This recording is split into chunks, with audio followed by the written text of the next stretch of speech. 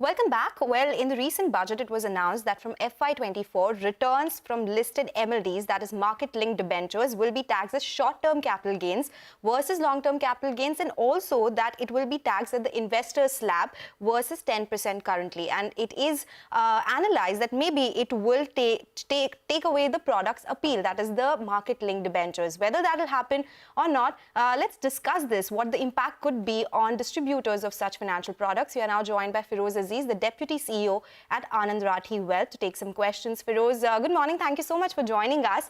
As we pointed out, the general consensus is that yes, it could take away the attractive fundamentals of MLDs, so to say. What is your take on this? And since it is a big chunk of your revenues as well, how much of a hit it could be? Hi, Sonal. To my mind, first, it's very important to decipher the new section which has been put in. 50AA is what it's called. It says MLDs which have the full principal component in debt and the return comes from derivative will be taxed at short-term capital gain. This is what it says. The full component, principal component should be debt and the return component should be derivative. Then it will be classified as MLD or the SEBI definition.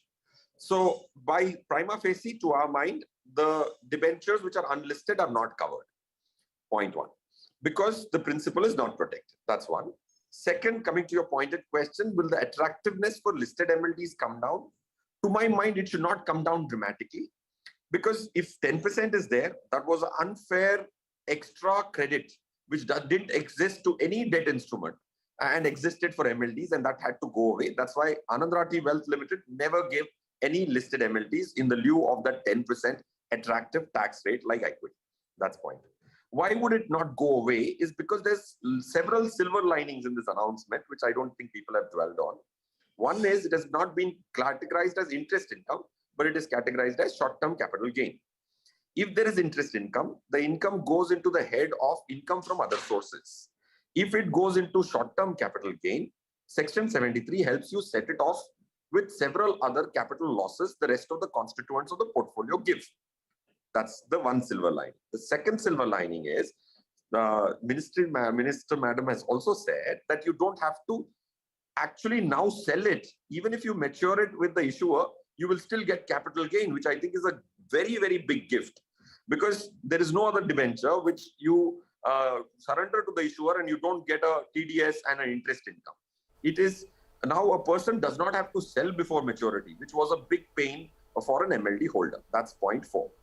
Point 5, Sonal, last one. I probably let me stop here and have some more questions from you instead.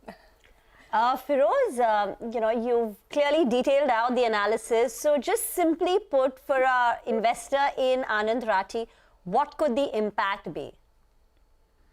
For the investor in Anand Rathi, the impact could be negligible or nil. Even if unlisted debentures were covered. Unlisted debentures are not covered, that's the prima facie opinion. That's point 1. Point 2, if unlisted debentures are covered, also it's a very, very good thing, because with the new tax regime, a family of 4 has several files where there is no surcharge. Even today, if you pay 30 lakh rupees of tax income, the tax is not more than 6 lakhs, which is 20%.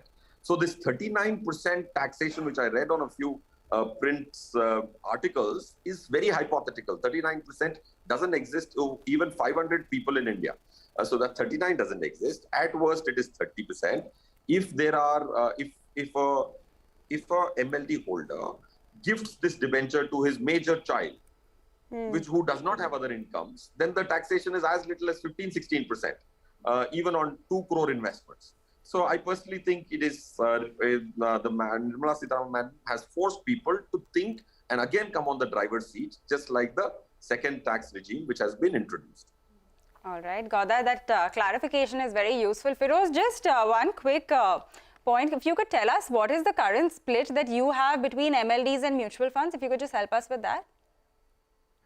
So the mutual funds, equity mutual funds of our total assets is 48%. 12% is debt mutual funds. 29% is MLD. And you're not planning any kind of change in this mix that you just broke up for us right now? No, we don't want to make any changes because the effective tax rate, even if unlisted MLDs were counted for the full portfolio which we run, is 14% effective tax rate. And in fact, it becomes a huge business opportunity for us because we are now going to be starting a separate tax vertical, just like we have the estate planning division and the ring fencing division. We're going to start taxation services because when it comes to tax, the full portfolio has to be considered. Not just one individual constituents, because short-term capital gains are under one head. So point is, Anand Rathi Wealth Limited wants to use this huge opportunity to holistically advise people or at least give opinion on the taxation side, especially to 10 crore plus clients. We will start immediately. And that will bring in huge penetration into people's overall wallets here. Well, Feroze, you would have loved to chat more. We're out of time, but thank you so much for taking out the time to explain this change that has been announced in the budget. So that's the word coming in from Anand Rathi Wealth. No impact, so to say, for the investors for now, but important flashes at the bottom of your screen. LIC is going to conduct a call with the Adani Group to understand their strategy. They are a long-term investor and they follow the investment strategy going forward as well, so they need to take up some more details. We'll get you more details on this one. For now, it's time for a short break. When we return, we'll get chatting with Varun Lochab of HDFC Securities